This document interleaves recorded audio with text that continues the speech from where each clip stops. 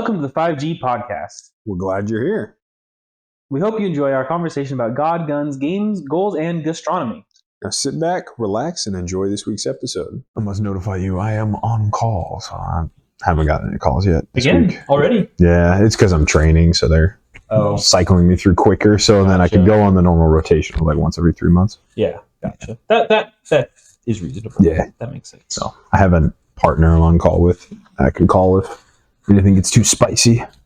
That's fair. The spicy sulfuric. Trained on all the different platforms. More or less systems, yeah. At least enough to like know what to do in an emergency or like how much retention time they have in their collection of like, can this problem wait until Monday? No? All right, I guess I'll fix it. Or try to fix it or because I like, there's a lot of systems I don't know, a couple of the copper ones. Every time the coworker, a buddy of mine, another system owner, he's like, yeah, if there's a problem over the weekend, just like turn the system off. I don't like, he's like, we have so much retention time.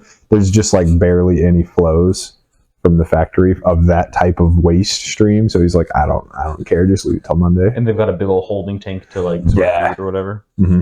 That's nice. Whereas like my main system has a ginormous collection tank, 2 ginormous collection tanks. They're like, yeah, you showed me a picture. I showed you a picture, like 3-4 stories tall. Collectively, it's like 1 million gallons. Yeah, but that fills up in like 16 hours. Oh wow! So you really don't have. You get a lot of flow from the factory. Time. That's funny. Yeah, that's funny. Yeah, so it's fun. I like my job. I love my new job. Actually doing some PM project management. Yeah. And it's crazy when you do what you like. Yeah. Well, or like do what you went to school for. My boss is starting a new company. Mm-hmm. It's just another subsidiary thing for concrete. And basically, this was not the plan when I got hired, apparently. But like, basically, he was like, "Hey, I don't have time to do this.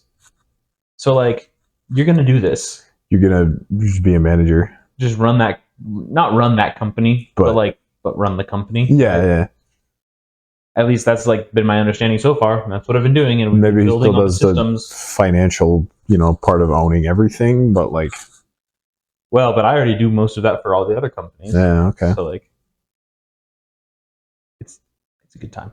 All right. It'll be interesting to see what happens with it. Not bad. Anyway. Work. Yeah. Speaking of work. We just go in order here? Yeah, why not? All right. Take it from the top. Outraged, Steven. I am outraged. Can't believe they did it. This show is all about your newest controversies. Coming to you hot from the 5G podcast. Yeah. So if you didn't know. If you don't know who Asmongold is, he is probably the most popular, if not one of the most popular for sure, maybe the most popular. Yeah, I was about to say, if you don't know who he is, you're probably not a younger millennial, older Gen Z male. Yeah, yeah. It's like him and Pirate Software, like the 2 big streamers, male streamers. Yeah. For variety content, as well as MMOs. He used to do World of Warcraft, which is where I knew him 10 plus years ago. Yep. But yeah, now he's just like, once you're the biggest on Twitch, you can just do whatever and you have people watching you. So. Yep. Yeah, he's a very, very big streamer. He has a lot of YouTube videos and he's on all the platforms and doing all the things. And anyway, Twitch banned him this week, which was interesting to me. Yeah. He had the balls to have a political opinion on Twitch and he's not allowed. I was listening to what he said and was talking and was thinking about like, is Twitch justified in doing this? Or is it like an overreach of their power? Yeah, or hypocrisy. Because or hypocritical. So, did Twitch overreact? Is it actually against TOS? And is it hypocritical? Yeah. The last one I think is 100% true. Yeah, I think that's pretty obvious. Because he said something about the Israel-Gaza war, Yeah. and basically said, if your culture or system of beliefs causes you to murder people, you're a bad person. Like, that's more or less Kind of, yeah, I think. along the vein of what he said.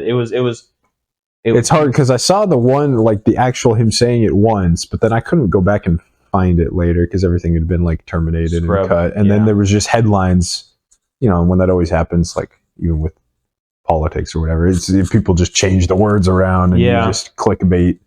But it was generally he was going on a rant, right, about the Israel-Gaza war, and he was coming out in support of Israel effectively. Relatively pro-Israel, but it was almost more like, I don't care. Yeah. Was the vibe I got. That might be a good call. But he did say something to the effect of like, well, yeah, like radical Islam is pretty, he said that pretty violent. The people in Gaza or Hamas, I don't know if he said Hamas or the people in Gaza. Yeah, he might not have specified Hamas, the terrorist organization. Yeah. Your culture is an inferior culture is what he said, or something like that. Which, like, personally, and maybe I'm incorrect in this thinking, I mean, yes, like, if you're ranking the cultures around the world, they're probably pretty close to the bottom. But that probably doesn't end up well for anyone to actually put that in a chart, in a table. Yeah, you're gonna offend somebody. Yeah. But I mean, like, you're also going to offend Americans, who think that America has the best culture in the world. That's fair. When, like, it's one of the better ones, in my opinion. But I don't know if it's the best. I'd have to think about it, right? Yeah, I don't know. There's a lot of factors to consider. And what aspect of the culture? I don't know if I could put numbers, but as far as like, well, you could. This is like good group, A tier, B tier, yeah. Right, like I don't. And that's what I'm saying. Like, Finland. I would have to really think about the culture of Finland to compare it to the U.S. I'd have to deep dive. Figure out which one is better, right? What's your history? What's your, everything. You know, or things like that where it's like, you know, you know what good cultures look like, and you know what bad cultures look like. But, like, ranking them numerically is always difficult and probably a little bit subjective.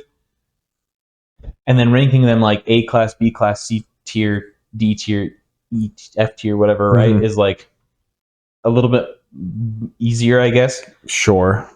All this to say, I think it's probably a Twitch overreaction. Probably. Because of it being a hot button issue. Yeah. And, like, there's 100% a claim to be made that he could have said his opinions better. Yeah. Oh, yeah. Right? Like, right. I think it was just an off the cuff. I don't think it was a planned speech that he wrote out. It was off the cuff, and he was just, going. But, like, if you replace, I think one of the problems with it, though, is that it's the Israel-Gaza, Israel-Hamas thing. Which is, as you said, a hot button issue. Yeah. Very topical. Yeah. And, he probably should have left it at be extremely neutral, just like, you know what, I don't care about this, but he's making content, so he has to react and give opinions. This is what we do. We give opinions. Yeah. We can't just say like, all right, that's boring. I don't have an opinion. Next topic. Like, so yeah, which is truthfully maybe what he actually feels, and that's probably actually how we feel. Is like, I think we've said before, like, actually, I don't care. That's half a world away. Like, I don't want to get involved in that. Yeah, it's interesting because I don't care, right? The only aspect of that I care about is I don't want the United States to get dragged into the war. Yeah, right. Exactly. Like, and we are. And I was worried when Iran shot missiles. I thought for sure we were gonna. Well, we just sent a B-2 bomber over there to drop bunker busters on the Houthis. Oh, like us? Like we didn't give that to Israel? Like that's no, us. Because we don't give any of our stealth aircraft. Yeah. Well, except we've started selling F-35s. To allies. Gotcha. But we don't give our stealth bombers to anyone. Yeah. So it was an American bomber with American pilots and American bombs. Okay. Striking into Lebanon and I think Jordan as well, because the Houthis were in Jordan as well. I don't know that part exactly. I don't know exactly where the strikes were located. But around there. In that region. we dropped them into the Houthi bunkers. Gotcha. Apparently, we have these bunker busters that like burrow and well, they don't burrow. They just have so much because it's from such a high. The terminal velocity and energy on to target is so dense, and they have such a hardened tip that they go like 100 feet into the earth. That makes sense. I can see it. 100 feet down is a huge distance down. Like tungsten or something. If I had to guess. Yeah, they must be. Just super dense metal. Yeah. But like, can you imagine it just like it goes through everything. And then explodes. And then, yeah. It's not even the dangerous part. No, yeah. Sci-fi science people have done the research. I don't remember who exactly I got this from, but the most effective like space force, like space defense weapon, would just be like a satellites or space stations, but I guess satellites either way, orbiting, where you can just pinpoint drop tungsten rods. The rods from God. Yeah, just from space. Like you don't need explosives. You just have enough tungsten at terminal velocity. Well, there was the G.I. Joe movie that did that. Oh, really? Okay. Remember that? I don't. It was which one? I don't remember. Snake Eyes, and so like the newer ones. Yeah, but it was like an older, newer one. Like the first one that came out. The first of like the modern ones. Yeah. Like maybe 2000. Maybe something. the second one. Okay. Anyway, it's actually a good movie. As far as the G.I. Joe movie goes, you're not going for like the plot of the story necessarily. No. It's like a Transformers movie. Yeah. No. You're going to see action and adventure, ninjas. Yeah. And G.I. Joes. Yeah. Military guys. Yeah. Anyway, so Asmongold is. I think band shouldn't have voiced an opinion either way. Well, he did come out, and I watched it he called it an apology video, but he didn't really apologize. I think I read some tweets or something that sounded that were apologetic. He basically like said like, basically said like, I'm in a little bit of an echo chamber, and so maybe my opinions weren't correct. I also am, constantly online, and so my opinions might be influenced by that. And like he said all these things, and then ultimately he said like, well, this Twitch ban is going to be a good time for me to like do a little bit of a reset, and and he his classic like dirty room and whatnot. He says he's going to turn his life around and whatnot, and I'm like, I don't know. You make millions of dollars doing what you're doing already. Like, yeah, I couldn't live like that personally. No, it's disgusting. Hire a maid. You've got millions of dollars. Yeah, honestly, like, seriously. Yeah. But it's almost part of the, I don't know. Yeah, but like there's like part of the persona he's created. And like you can be like a cluttered human being, but like at least make it be like sanitary. Right. Like we don't need to be living amongst the mold and the creatures and the creepy crawlies. No thanks. Yeah. Yeah, so but he apologized, but not before. As you said, Twitch banned him for 2 weeks at least. I think it's 2 weeks, yeah. And then all of his companies have like ceased partnership with him. Well, I think he did that himself. I heard they discussed it. Oh. So it wasn't him 100%. I don't know how companies do that. Yeah. Like a couple of those are like his companies. So yeah, or like he's like a founding partner. Yeah. Where it's like, how do you get them to like you're still a major shareholder, but you just don't show up to the meetings anymore. Yeah, is that like what happens? I guess. Okay, I guess I'll still collect my check. I still get paid, but you don't have a say in how the company goes to an attempt to influence them to make more money for you, I guess. I don't know. As you said, I don't know how that goes. But like when Dr. Disrespect, all that controversy happened. Oh yeah. Which apparently he's back streaming. Oh. I never watched him anyway, so like whatever. It was just interesting. But the same thing happened where like companies that he was associated with and like a board member or owner, right? Like kicked him out, and I just don't know how it. Like also, first off, like I feel like if you're gonna be in a company, they should like have your back. Probably, like at least a little bit, right? But is it more especially about for things that's like not criminal? is it more about the money or about the message though? That's of like the public view. Because I don't know. especially if they're a public company, as I found out. Which company is public? Just because I work for Intel. I see. I thought you meant one of his companies. No. I don't think so. But in general, like the people, have a say. The major shareholders, they all get their hands in the pie. So yeah, that's true. Yeah, for a company that's a public company, I can understand it happening. But like for private companies, there's enough people on the board. One of the reasons that it's so successful is because these content creators are associated with it, and they're the face of the company. Free advertising, and so it's like if you have people who are a fan of Asmongold, and now he's stepping away as face of the company due to controversy. Like for how long? If it's like just for the 2 weeks, it's like okay, so this was just a PR thing. Yeah, it's understandable then. Like he just gets a 2-week vacation. Yeah, and probably so does the rest of the company, or something, right? Right. But like if you like a permanent thing, it's like, well, are you going to lose tons of money? Yeah, how do you make money if you don't have the face? Yeah. I don't know. Controversy in the world. Moral of the story. Don't have opinions? Don't have opinions on the internet. On the internet. Only with your friends. Apparently we're bad at that. YouTube hasn't noticed this yet. True. They can't demonetize us if we're not even monetized. True. Delete the channel.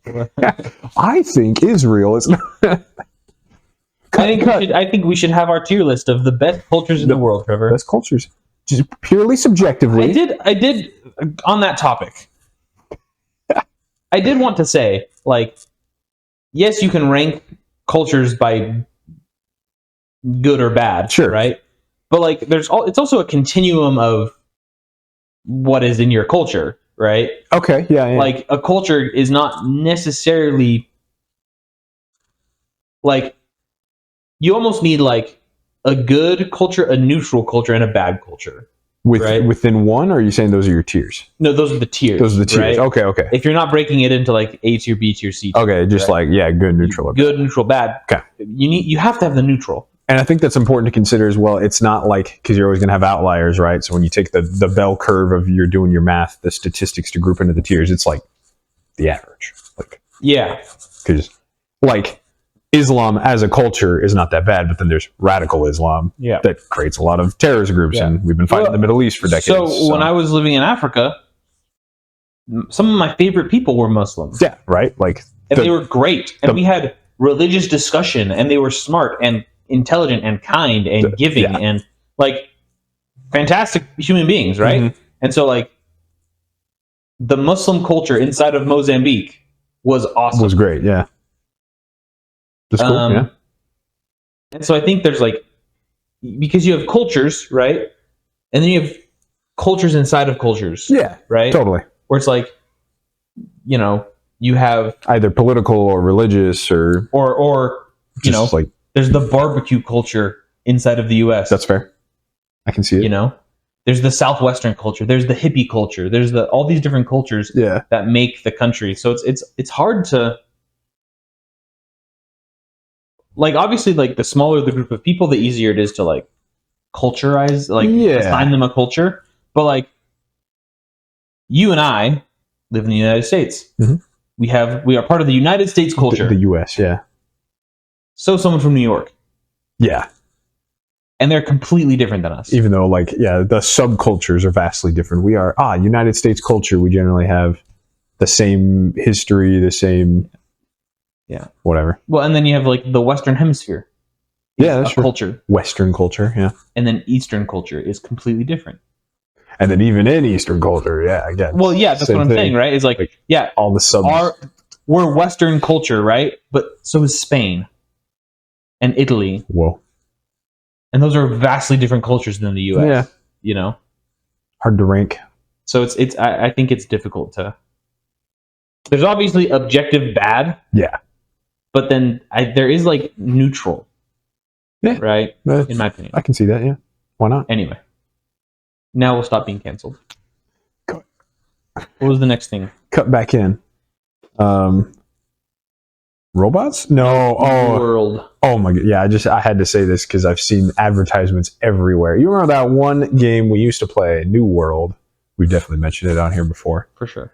New World was a great game. Was being the operative word. Because now they have released their new game, New World. A Turdum. Oh. They stuck some fantasy name on there, which I think I mentioned a couple months ago when they announced it. They've completely abandoned the original New World servers.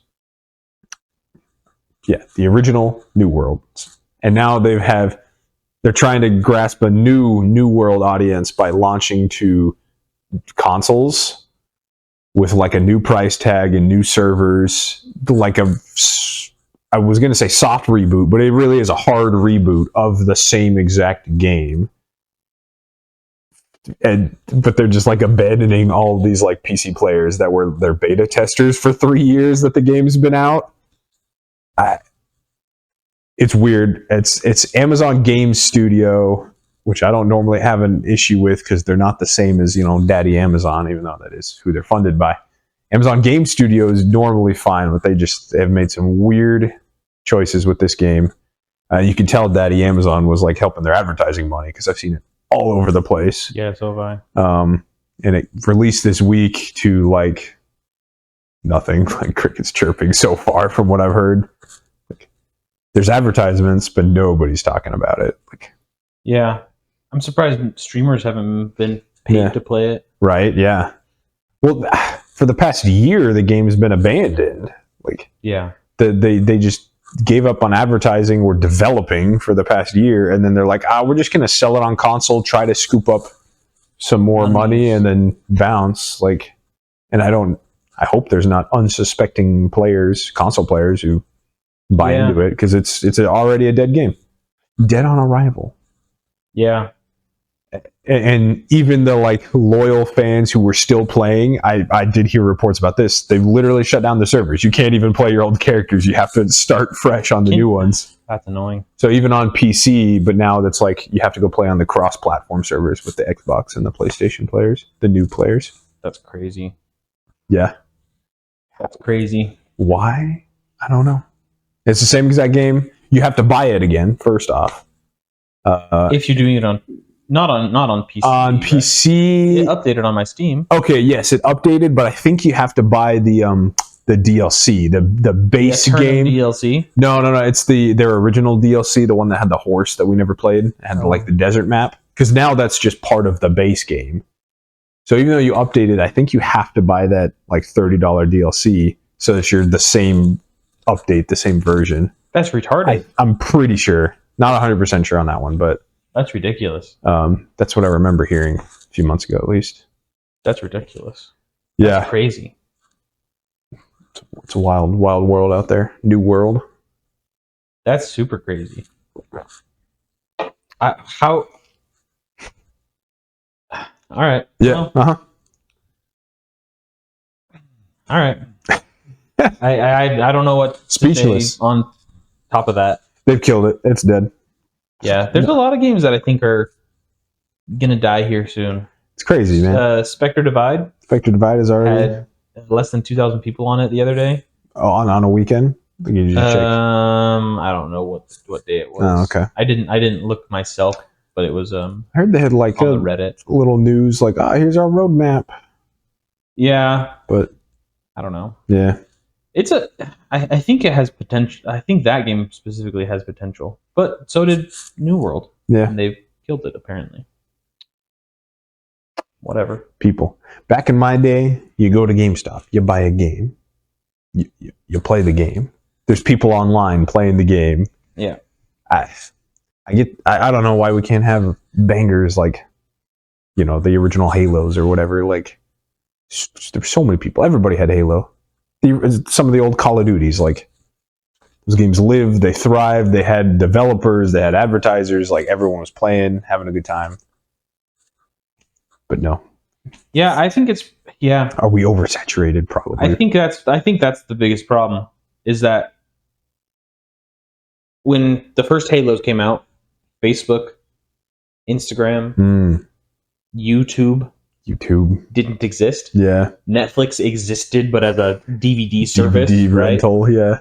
And so, you know, your two options for for digital entertainment were cable, TV, yeah, or video games. Oh, hey, I got an Xbox. And it's a lot more fun to play Halo than it is to watch whatever random shows on TV at the time.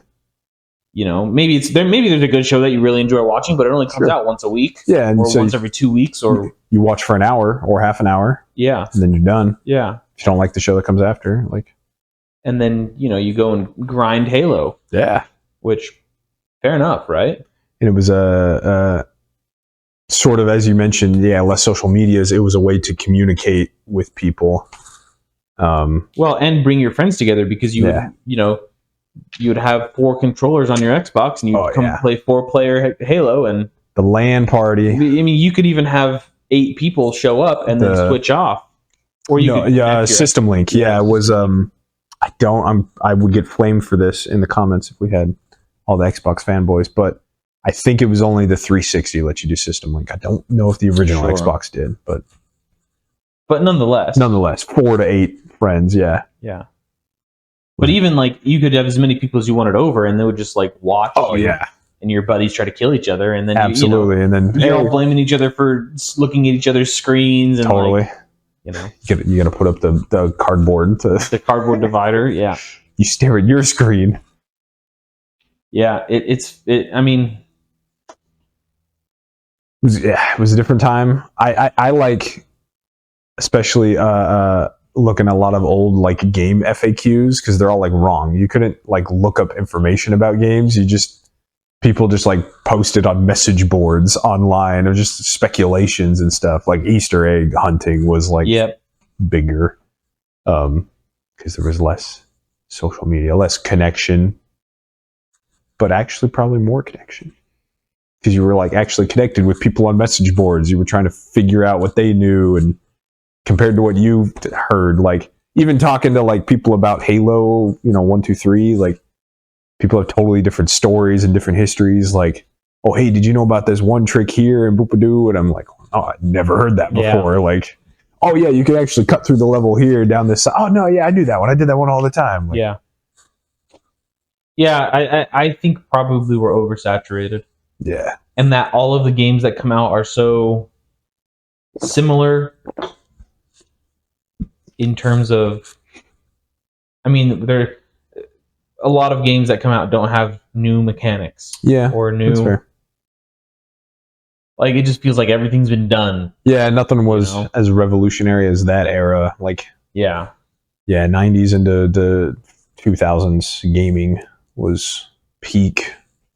Wouldn't trade it for anything. Now you've just got like the subcultures. You got little fandoms, little groups of like all the Dark Souls, all the Souls-like games, and those players, that community. Sure, that's great.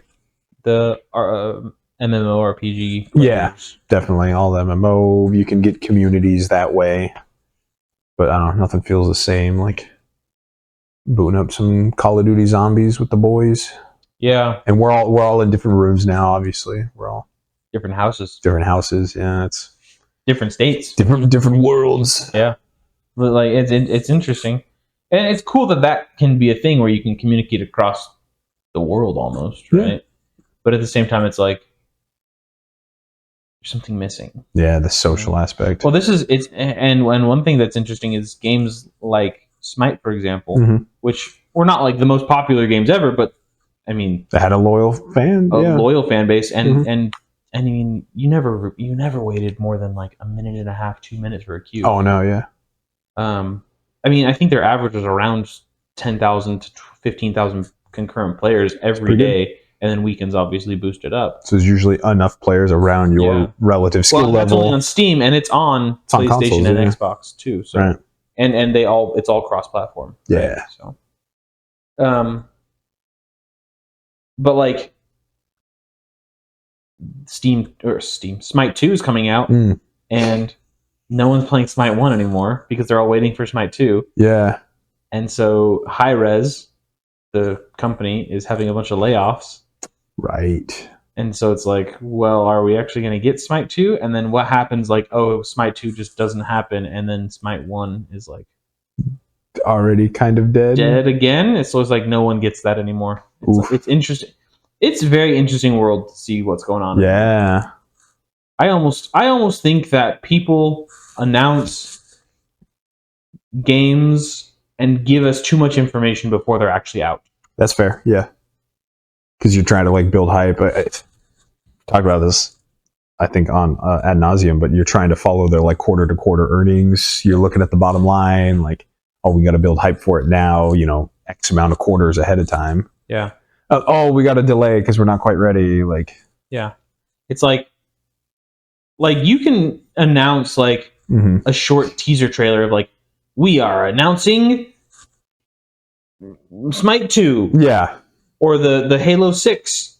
Sure, yeah. Or I guess it'd be Halo 7. Halo 7, technically. Because 6 was Infinity. Yeah. So they said, hey, we're working on the next Halo. Yeah. Here's what Master Chief looks like in our new engine. Ooh. Yeah, and it's like, okay. Okay, that's fine. That's fair. I assumed you were working on the next thing anyway. Yeah. But so, like, for, like, something like that, it's like, yeah, sure. Might as well, like, get that into the thoughts of people and be like, oh, they're making a new Halo. Oh, and they're repenting for their sins of Infinity and 5 or whatever, right?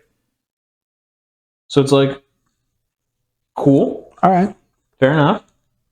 But they're not releasing stuff too early. And they're not like, so Smite is doing something where they're releasing teasers of all the gods and they're doing like live streams about Smite 2, but it's like not out yet. So it might be a bit too much. And it's like, okay, you're just like. They have a release date? Because then they did. I don't remember what it was. Yeah, that's when it gets a little iffy.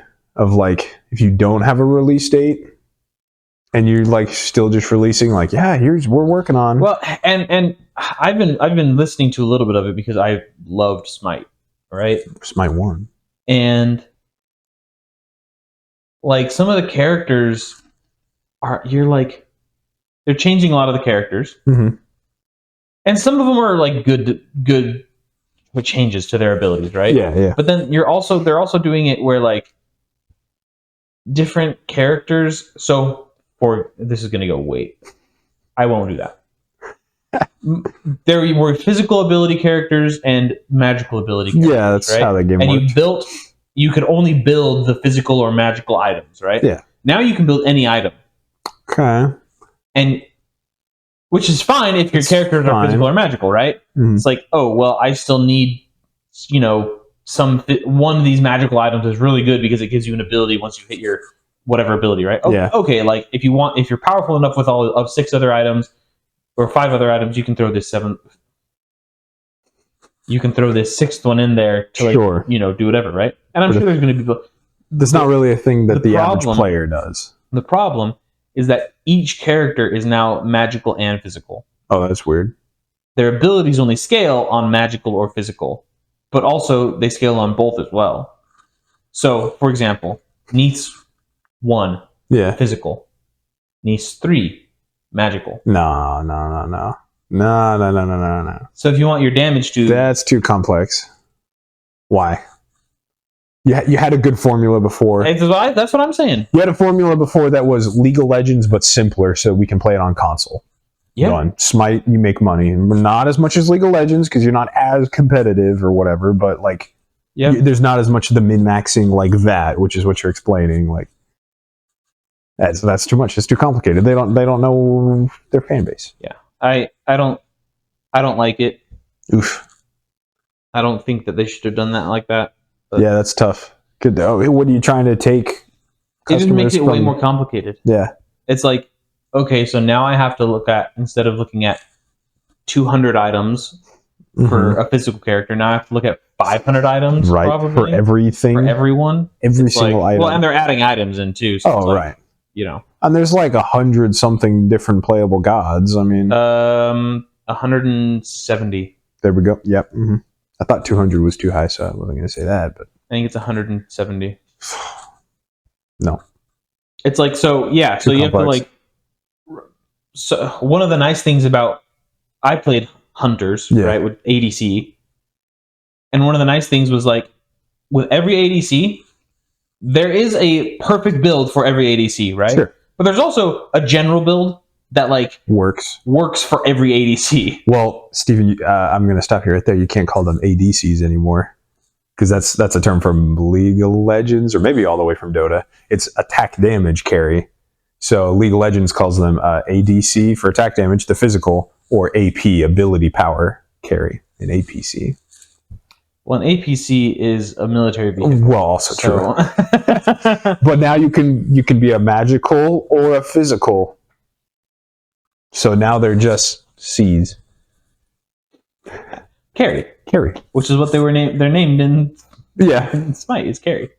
So yeah, I would play the hunters, and one build works for all of them. Yeah, the general build. You could, once you got into the weeds, this one is better at abilities than auto attacks. This one is better at, I think that was enough min-maxing. I agree. Yeah, it was enough strategy. I got super into it and was building these like spreadsheets for like different characters. Totally. Which I thought was cool. But now it's like I have to have one for every single character. Oh, and they're doing the same thing as New World. Eternum, where it's a new game, so you don't get any of your skins that you've ever purchased. You don't have any of your progress on any of the gods. New servers, because new game. You would rank up your god level, right? Yeah, and they get different cosmetics. And you'd get stars around. Once you hit level 10, you would like level up again, and you get another star on them. So people would see how good you were at that character, or how much you played that character, right? That was pretty sweet. And so it's like, I liked those little things, those little aspects.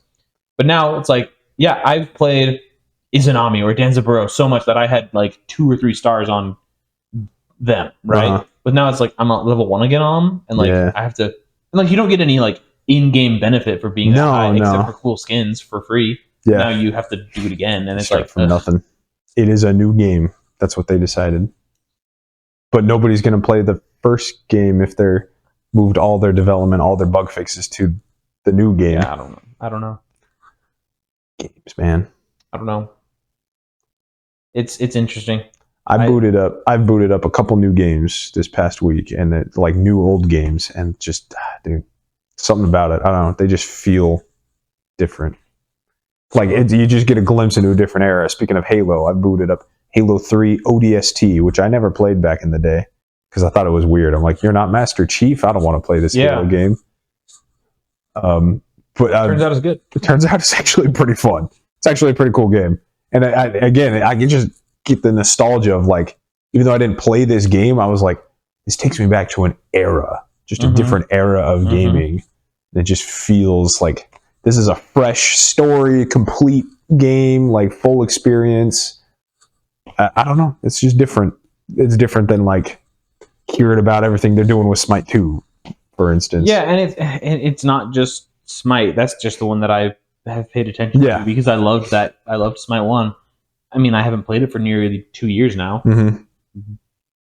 And I've looked at it and I'm like, wow, there is like, it's a very different game now. Even Smite 1, they've changed a bunch. And I don't know if it's for the better. You just had like, if you have a loyal fan base of a simple game, like just keep it simple. I know generally maybe it's not exclusively a live service game issue, but it just feels like there's always so much news or so much controversy or just the weird development cycles with every game these days. Like you can't just release a game. It's great. It's sell it. It's done. Like, well, and like I think like I don't think you should update your game and like change how you play the game that often. Yeah, to try to like chase the whims of new fans, new customers. Yeah, it's like you might get a few new customers, but you're also going to piss off your fan base a little bit because if you're a casual player of a game, let's say you play 300 hours a year, an hour a day. Hour a day, right? Yeah, give or take. Which is, I would consider casual. I think so, yeah. You have only so much bandwidth to learn the game. So if you're going to play CS, or Fortnite, or Smite, or any of that, it's like, okay, I only have time to learn this much, and like I'm trying to get good at these mechanics. Impossible with an hour a day for those games. Yeah. But like, so it's like, okay, I've put in 300 hours. Mm-hmm. I now kind of know how to play the game well enough, right? Yeah. It's like, cool.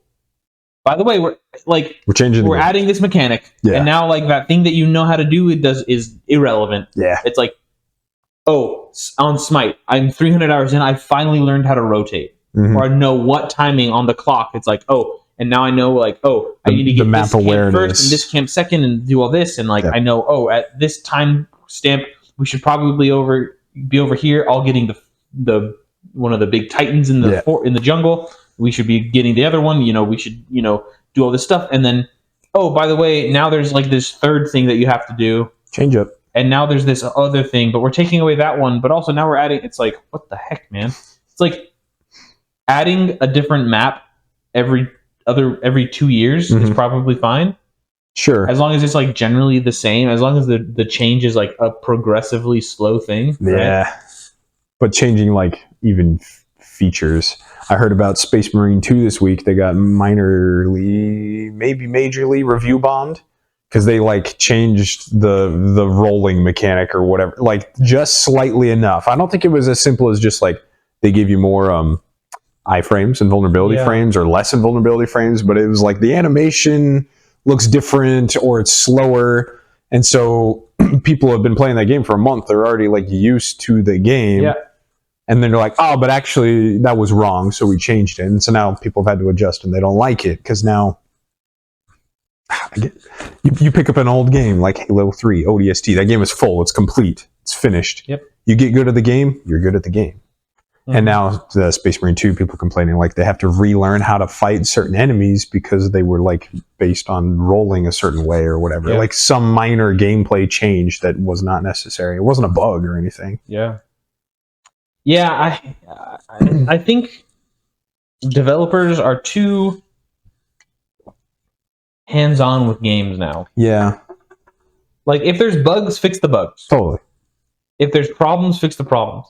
Mm-hmm. But if it's something where it's like, oh, I as the developer messed up and made the roll 0.1 seconds too fast. It's like, oh, well. It's just a game feature now. Yeah. It's like you're a Space Marine. You should be able to move fast. Exactly. It's like along that same note, or tying back to what you said earlier, random developer win. I wanted to share the company who makes the Yakuza series. Yeah, they have their own name, but they only make the Yakuza series. That's what they're known for. I told you a couple weeks ago. Yeah, they announced their next game. They announced it like 6 months out because it comes out like midway through February. And they've started doing like gameplay trailers and story trailers, and it looks like the game is already full and complete. They're like, yeah, here's our release date. So they're already like building hype advertisements for it. Here's this mechanic. You have ship battles they showed off, which nice. Looks better than Skull and Bones, which was hilarious. All the comments were like, hey, this is a quintuple A game or whatever. And then massive developer win, like total foresight awareness. They actually pulled their release date up a week. They're like, actually, the game's done, so we're just going to pull it up a week because we know that a lot of our fans that weekend, their original weekend, is the same one that the new Monster Hunter game is coming out. Another huge game in series in Japan. So they were like, yeah, we'll pull this one up a week because we're done, so might as well. Like, okay, yeah. This is what I'm saying. Is like, they now have 6 months, give or take, to all sit down as developers, play the game, and find the bugs, and fix the bugs. Because if the game's done already, like that's all you got left is testing. So you can have an awesome release date and everybody's happy, and there's no crashes or anything. Yeah, like I thought it was a massive W. Yeah, for game developers. What do you remember the name of the company? Yeah, it's Ryuga Gotoku. People who make Yakuza. RGG Studios. The people who make Yakuza. Yeah. Hey, you know what? Good on them. Mm-hmm. Good on them. I thought that was cool. That was, and not like you said when a studio announces a game and they're like, 6 months later, here's a little update. a year later, maybe we have a trailer and like a title card made, and then nobody hears about it for 2 years, and they're like, So they've been working on this game for 3 years then, probably. probably, Yeah. Like, I mean, good on them. I know it's in the engine of their previous game, so like some of the work was already done, but Sure. yeah, That's good for them. Yeah. Good for them. Elder Scrolls 6 when? It's been in development for 10 years? Yeah. Or GTA 6. Or GTA 6. I think they at least said... I mean, there's a literal meme that is mainstream culture that is, we got this before GTA 6. GTA 5 has been on 3 generations of consoles. Whoa. Yeah. That's crazy. And so a lot of the studios will just say, yeah, GTA 6 is coming out in 2025. That's very vague. Yeah. There's 12 months there. And if we're coming up on October of 2025, are you going to say, actually, we'll push it back to 2026? The game's not ready yet. Yeah, I mean, obviously they're going to do that. Yeah. Wow. Yeah, that's funny. Yeah. Good for them. Yeah, I thought that was cool. Rare Japanese gaming studios are doing it right, man. I'm just saying. They're Either, doing it right. as we've learned from the episode, it's either Japanese game studios or like America 10 plus years ago. Yeah. 10, 15 years ago, we're solid. Different times. I mean, I don't know. Did you see? You probably didn't. One of my current favorite people on the planet is the CEO of Anduril. Palmer Luckey is his name. Yeah. It's a modern weapons technology company. Yeah. And he started another company. He's a super nerd. Yeah. I mean, he named his company Anduril, forged from the shards of Narsil. He actually got sued by another company for, and I don't remember what it was. The Tolkien company? No, it wasn't that. Okay. But he was naming one of his drones something from another fantasy world. And he got. I don't know if he got sued, but it was like a cease and desist. Like, hey, no, probably not. And he was like, yeah, that makes sense. Okay, sorry. But he has a company, and he's re-releasing a Game Boy. It's a Game Boy. No way. Except it's a really fancy Game Boy. It's got a full color screen. Mm-hmm. It's got the sapphire screen, so it's like really crystal clear and like really tough. Yeah. It's got it's an aluminum chassis. It's good. Like it. The cool thing though is he's working with all these old video game companies that made Game Boy games to release them. So it's going to be backwards compatible with every single Game Boy cartridge. No way. That existed. They're reproducing some of the older ones as well for like the more popular games. Yeah. He's also working with a bunch of these companies that have unreleased Game Boy games, where it was the game they were developing a Game Boy game, and then Game Boy Advance came out, so they focused all their attention on that instead. The new technology, yeah. So they're going back and releasing old games that never made it to market. What the heck? Yeah, that's crazy. Yeah, they just had the Tetris World the Tetris World Championship. Who gets Tetris faster? The Tetris World Championship. Mm-hmm. They do it on like all the different. They do like a championship for like all the every platform. Right? That's fun. Okay. And his was in there now because he was like the sponsor of the game. It's releasing with Tetris, just like the old Game Boy just built did. In. Yep. So it's like, it's really cool. You should look it up. I don't remember what the name of the company is. But that's like the name of the company and his endeavor. This whole campaign to he owns he is the sole owner of this company to make a new product. He just has so much stupid money that I'm surprised like Nintendo let him do that. Like the other companies, he's working with Nintendo. That's wild to me. Yeah, they're releasing Pokemon games. Nintendo lets their IP go out the door like that. I don't know. Yeah, he's not calling it a Game Boy. Yeah. It's called something else. But so they're gonna have to market it heavily. But like he's working with the other company. Well, and he's clearly got the money. It has a release day of when it comes out. Oh my goodness! Because he's like, I remember when a new game would come out, we would all line up at GameStop. Yes. And I'll sit there with our Game Boys playing with each other at like 2 a.m. You get the community. Wait. So he's like, I want to do that. So he's releasing this in GameStop. Yeah, at midnight or whatever. Yeah, whatever. So you should look it up. Okay. Anduril. is his other company. Palmer Luckey video game would probably find Gameboy. Yeah, I'm sure. Yeah, sure. I had not heard about this. Surprised I hadn't, because that should be bigger news. I mean, algorithms, bring it to my feed. Yeah, I think he probably gets a little bit suppressed on the algorithm. He says some things. He has political opinions. He has some strong political. Well, he makes military technology, so I can imagine he has opinions. Yeah. Unfortunate. You know who else has opinions? Steven. I do. Yeah. Elon Musk. Elon Musk he does have opinions. I don't know if you wanted to switch to that or if you wanted to go to something else. Tell me about some robots. I could have almost tied into Nintendo there with the next thing, but oh yeah, because we do. Which do you want? I can be quick about the Nintendo one. All right, do it. Yeah, so surprised Nintendo lets their IP walk out the doors because there was a big leak this week from technically the Pokemon company, but they're Nintendo. Yeah. Two different companies. It's the same thing. Huge Pokemon data leak from a lot of old generations of data, unreleased art, which a lot of it looked really cool. I was like, that is a sick looking Pokemon. They have like full evolutions of just different Pokemon. Yeah. Or some existing Pokemon that have different types. And because a lot of it is like old art, it's some of the old, like the sprites, like the old Game Boy sprites that they designed. You're like, this is really fascinating. The people or group of people who leaked it, thoughts and prayers go out to them because Nintendo's going to be coming for them real soon. Contends are coming. That's right. Like the Nintendo lawyers are going to be on their butts. So, but it's cool to see a lot of the stuff. Like I said, a lot of the art, they have like, no footage, but there's a lot of just like text of like game ideas or concepts that never got explored.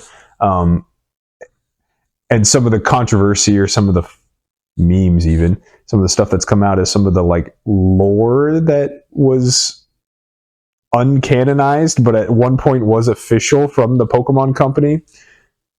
So it sounds like a meme, and I don't know how to say it other than to just say it.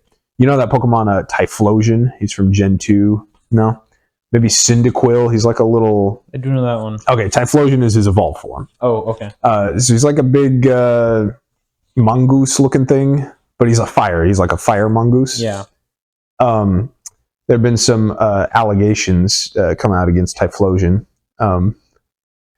Allegations of the sexual variety. Yeah, that one. Yeah, you could probably even see the headlines. Again, this was a text excerpt from the Pokemon company that was official, but then obviously was hidden away, like decanonized, that Typhlosion had relations with a human in the Pokemon universe. I don't know why. It sounds like fan fiction, but because it was a leak from the Nintendo company or the Pokemon company, people are like, huh. So that's canon, that Typhlosion is a sexual predator now. Interesting. Yeah. Really weird. Really weird. That was the weirdest part to come from the leaks. A lot of it was cool art and stuff. New Pokemon. But also this guy, this Typhlosion, he's a bad man Pokemon. There's not really any other data. I'm reading through some quotes so this is a Forbes article. Yeah, and I'm reading through things that...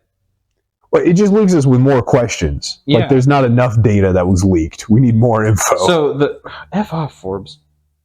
Would you like to subscribe to our... Yeah. Yeah.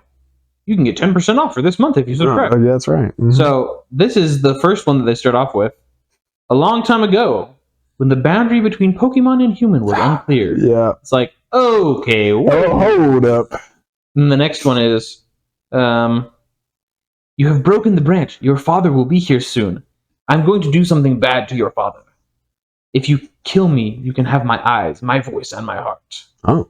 Then I want you to build a fire where I was killed and let it burn. And I want you to sing this song until it burns out. All right. I don't know. It's kind of interesting. Weird Pokemon lore, but sure.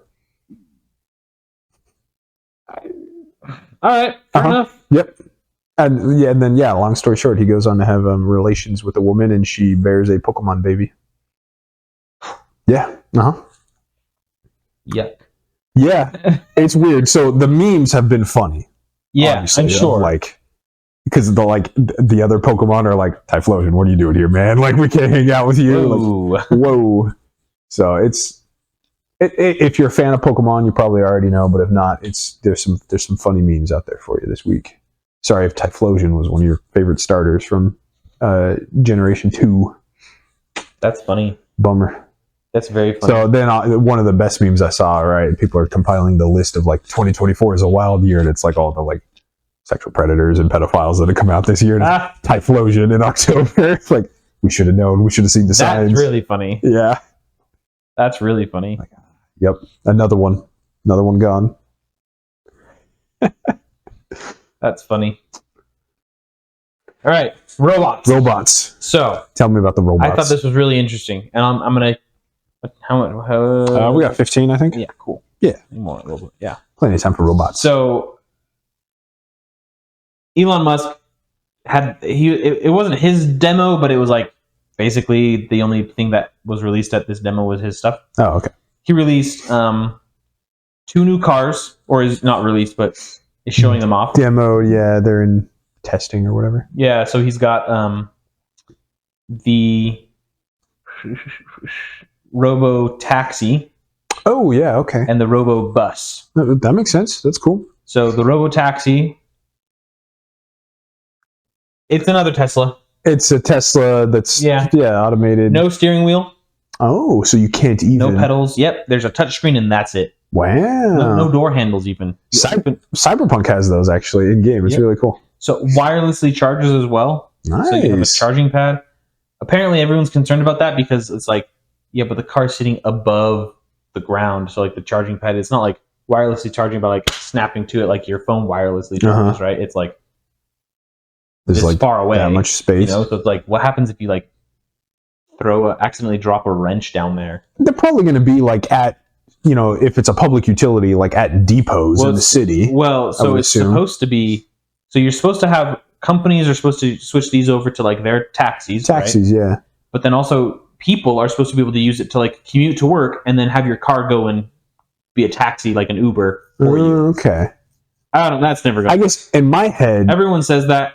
That's never going to happen. No. Yeah, because American culture, tying it back in, we pride private ownership of stuff, assets. So, in my head, if it was like a public utility or companies, they would like have a depot. Like, so your taxi can run till it's low on charge and it's got to go recharge, and then you have other taxis rotating out. 100%. So. And I think that's like the best case use, right? Yeah. The Robo Bus looks like. Do you remember the movie Robots? Yeah. It looks like the trash sweepers from that movie. Okay. From the evil company. Yeah, don't they have the like... So they don't have that, right? Okay. But like... They're not chomping people up on the streets? No. But it looks... Maybe it was the trash sweepers. There's one robot that it looks like, and it's very, very reminiscent, and it's very funny. All right. But like, it's pretty cool, right? To be honest, I don't care about that. Whatever. The cool thing... Have you heard about the Optimus robot? No, I don't think so. So Tesla is doing more than just cars. They are also trying to make humanoid robots a thing. Yeah. And they've done so successfully. Okay. So they have these humanoid robots that they call the Atlas robots. And the eventual goal is to have them augment, they call them cobots. So it's a cooperative robot. So it's not like, good. You know how, I hope they're not combative robots. Well, you probably could eventually. Oh, yeah, sure. But they have a bunch of sensors and they move around. They're a little bit stiff right now. But what was cool is that they had a bunch of them walking around the expo and you could interact with them. Oh, so they had some that were like manning like a dessert station and stuff like that. And everyone was saying, and you could ask them questions and they would answer about themselves or like, about stuff. It was like really cool. Huh. They're supposed to run on an LLM, an AI model, right? And at first it was like, oh wow, look at this. The AI model is so cool and like it talks to you and stuff like that. And then people started like analyzing it And so that's what I thought. I saw the headlines and I was like, oh wow, Tesla robot, AI, super good, all that stuff, right? And then you watch some videos and you're like, wow, that's like really good. Like it gets asked a question and then they like take 1 second and they respond in like a really good answer. Like normal. And you're like, whoa. That's faster than some people's brains. Legitimately, right? Yeah. And like the one manning like the treat station was like, what would you like? It's like, well, then the human asked, well, what types do you have? And they said, well, we've got, this type, this type, this type. My favorite is this one. Your favorite? Hold up. And everyone was like, so it came out. Well, Tesla has not admitted this. Okay. Right? Okay. But through analysis, and I believe this analysis to be correct, everyone was basically saying like, yeah, the robots are really cool, but no one saw the LLM in work. It was just basically like you had a bunch of people in a call center and their voices were modulated to sound like a robot. Okay. And they were just like seeing through the eyes of the robot and like... And they were doing the speaking. Yeah. Interesting. And people think that they were probably doing the controlling as well. Okay, okay. Because if you speak and it points to something, it's like... So all right. Everyone's thinking that they had some sort of control system in place to like move them around, which like... Just like coordinating, moving them in a parade, that's not hard. No. But like to like interact with people and like, wave and things like that, it's like... Okay. So kind of a W in terms of like cool robot. We're cool, we're not quite that cool. Like, let's be honest. Not yet. Right? Like, let's have some honesty. We're not trying to trick people, Unless it's really like, I can see some argument for it, because this always happens in any sort of technology race, boosting like competition. Oh. Right? If competitors can see, oh snap, like dude, the robots are like responding already. We got to up our game. Like, yeah. So it is a little shady. I definitely see that side, but I can see the side of like we're lying a little bit, but we're very close to figuring out this technology. Let's like have the healthy competitions, butt heads. It's kind of like space race, or even back in like American industrialism era, like. He kind of did some things like that of like, we lied to the Russians about our technology, and then they were like, oh snap, we got to figure that out because they already have that.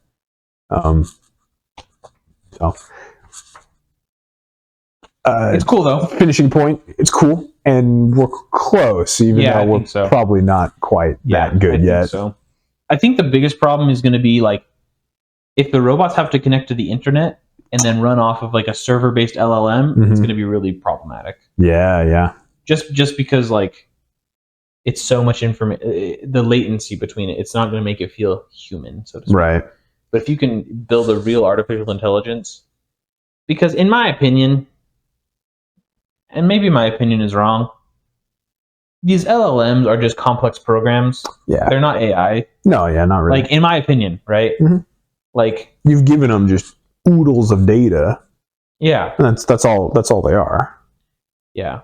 They're just data. But like it can't express, like an AI, in my opinion, should be indistinguishable from a human. No. Oh, okay. So there is that, but like they've already done that test, right? And like, okay. You can already basically have it into being indistinguishable from a human. Okay. Have you seen the podcast that people are doing with? There's this podcast with AI. That's 2 AI people that host this podcast. That's funny. And they sound real. They have inflections. Their interactions they have a very charismatic interaction with one another. It's like kind of creepy. Definitely passed the Turing test. Yeah. In my opinion, though, an AI has to be something where it's like, if you take the leash off, it's scary. Oh, okay. Where you don't know what it's gonna do. My opinion has always been, like, it actually can produce thought. Yeah. Well, so but along that, I guess I see what you're saying. I guess my worry, the point we're at now, is because I don't know if you can ever truly get the artificial producing thought, right? So sure. my worry now is like, when you unleash it, so to speak, somebody programmed it. Yeah. Somebody has bias. Yeah. Built into that.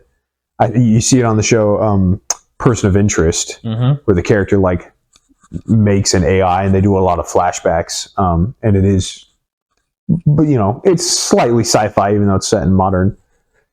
It is kind of actually artificial. It does kind of have its own thoughts, but you see the character is like teaching it, the main scientist dude, and he even acknowledges, he's like, I'm raising it so it has inherent bias. The AI is supposed to like help the city of New York or whatever, but inherently it defends its creator like above everything. And he's like, I couldn't ever get that to program out of it.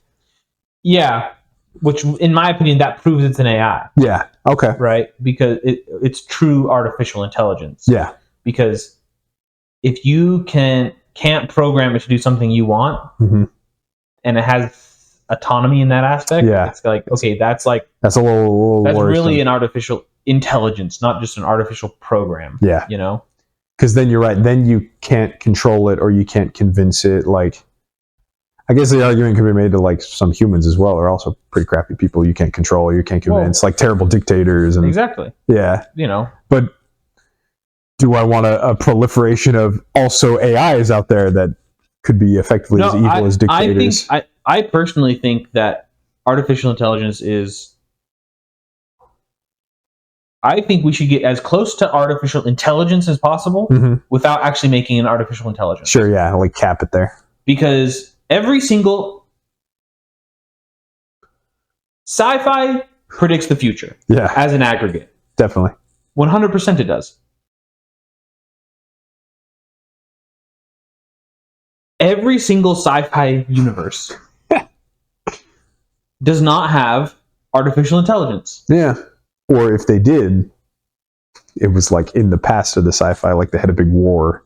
Matrix. Well, Matrix. Yeah. Dune. Yeah. That's right. I forgot Dune had an AI Warhammer. War. Yeah, yep.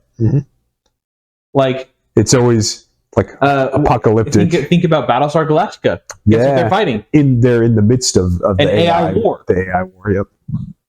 And there's probably a few that we missed in there. Cylon, which are AI. Yeah. Yeah. That's a good show. I was a big fan of Battlestar Galactica. Classic. It was a good one.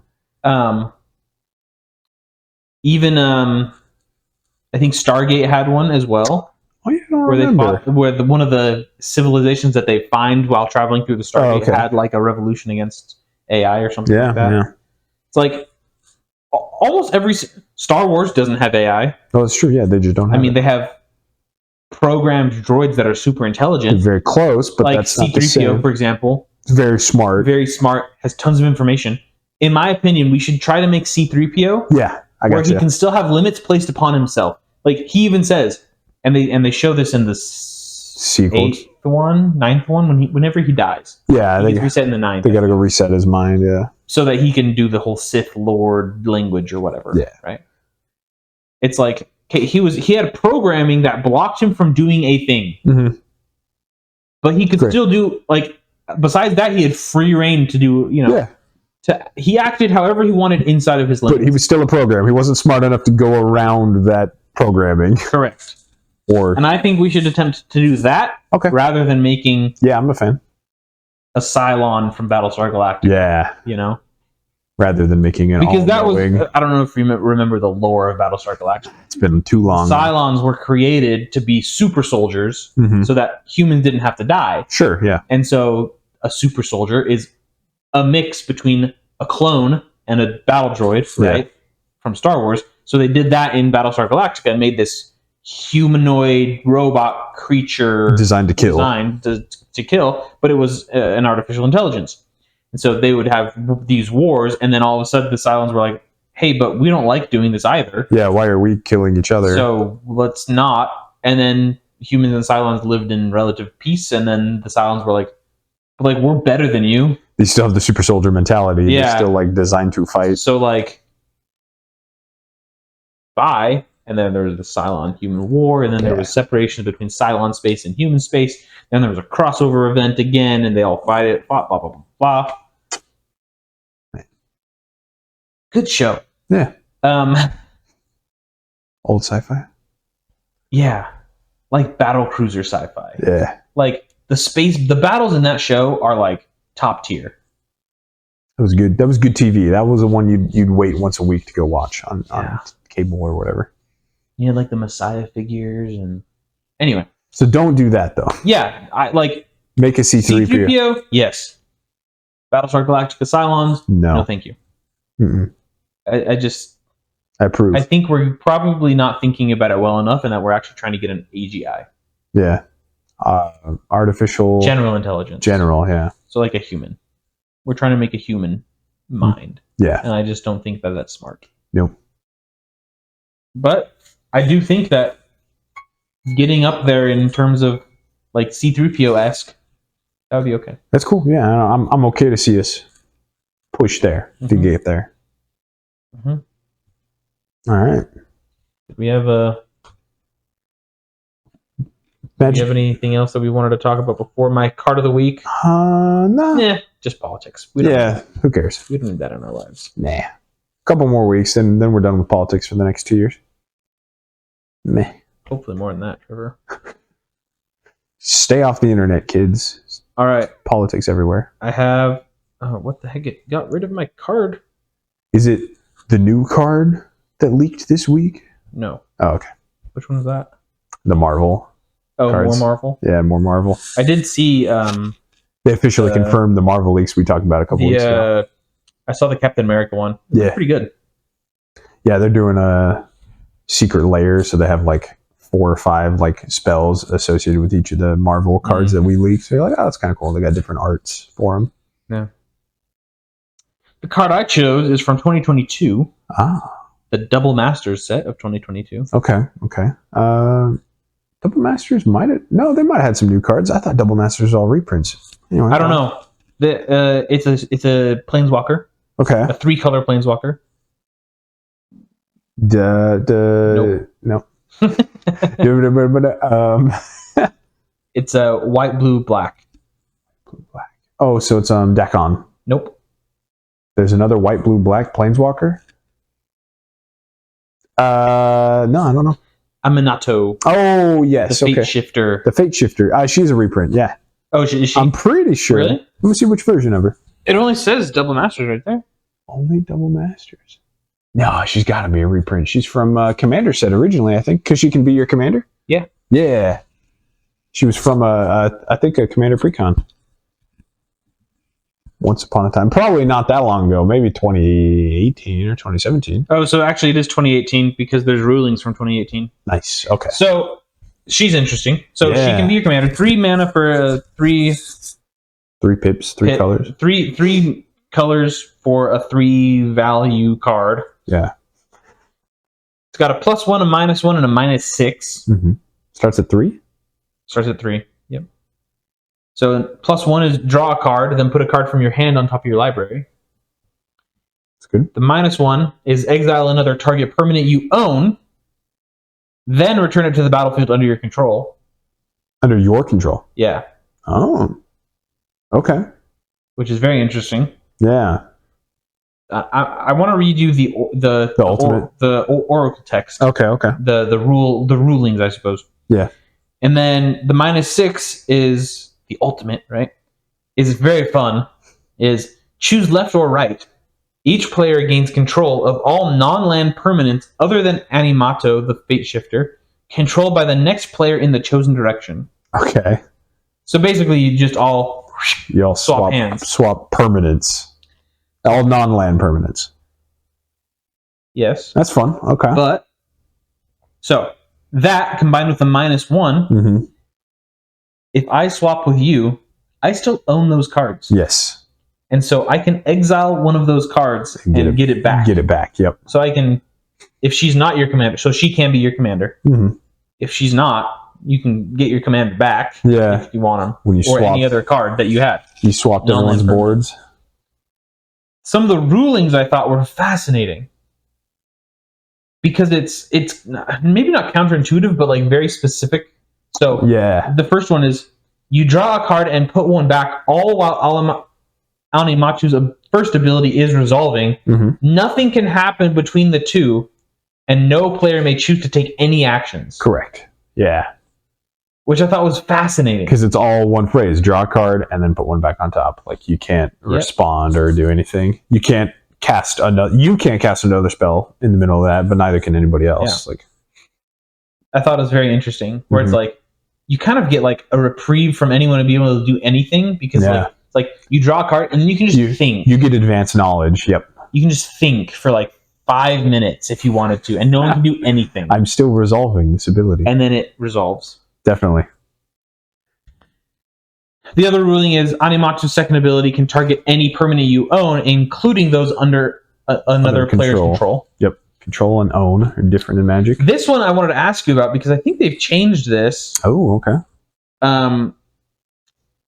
Well, sorry, I read ahead. So the other one is once the exiled permanent returns, it is considered a new object with no relation to the object that it was. Yeah. Auras fall off, equipment falls off, any counters fall off. It's generally, the exile ruling, I think. This one is if a token is exiled this way, it will cease to exist and won't return to the battlefield. Yeah. I thought that tokens now could return to the battlefield. No. If they were exiled. They cannot. With an ability. Mm-hmm. Still no. Yeah. Tokens still cease to exist when they leave the battlefield. The one weird ruling a couple years ago is that they do count as changing zones for whatever reason. They change zones first and then they cease to exist. I see. Yeah, so it's like dying is just the in-game term for going from the battlefield to the graveyard. So they do die, they go to the graveyard, and then they cease. Poof. Yeah. So if you cared about things being exiled, we don't have a better name for that, a fancy name for that. So it's, the token will get exiled and then cease to exist. Yeah.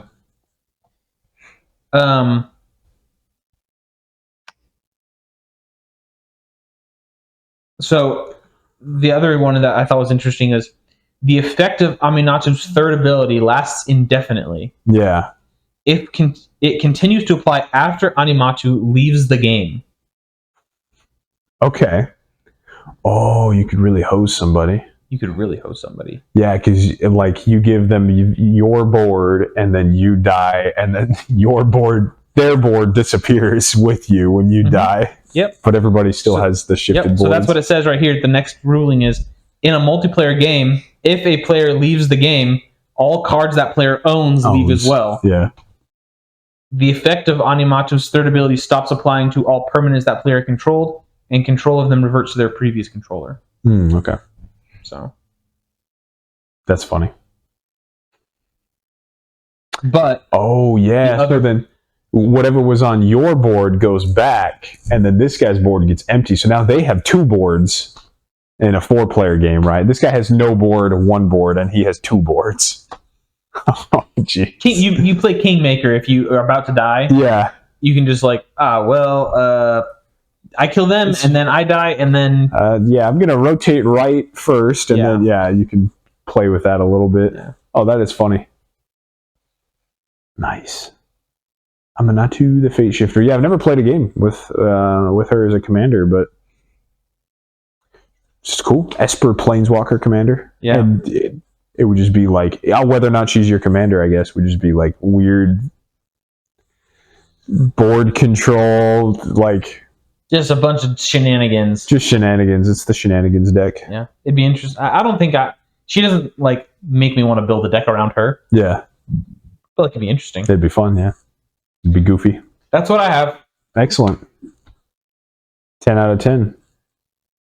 Great episode. Great game. Great graphics. GG. Well, GG, well played. GG, well played. And there it is. See ya. Goodbye. Till next time. Thank you for watching this week's episode of the 5G Podcast. Make sure to like, comment, and subscribe to see more. And we'll see you next time. Thanks.